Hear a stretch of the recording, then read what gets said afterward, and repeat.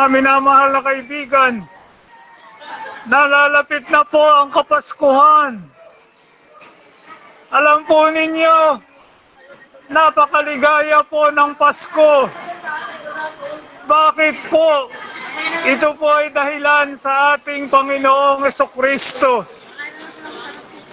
Alam po ninyo, ang sabi po ng anghel sa mga pastol ng tupa, huwag kayong matakot.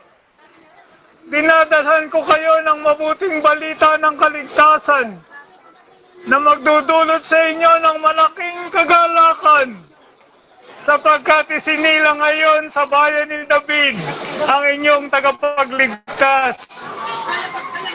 Mga minamahal na kaibigan, kilala po ba ninyo si Kristo ng Pasko?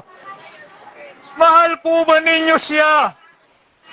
Makakapiling po ba ninyo siya sa langit pagkatapos po ninyong mamatay? Ano po ang dahilan kung bakit tayo nabubuhay? Sino po ang dahilan? Ito po ay ang ating Panginoong Jesucristo na pinakamamahal po tayo. Noong isinilang po siya sa Bethlehem, alam po ninyo, yun po ay para sa atin.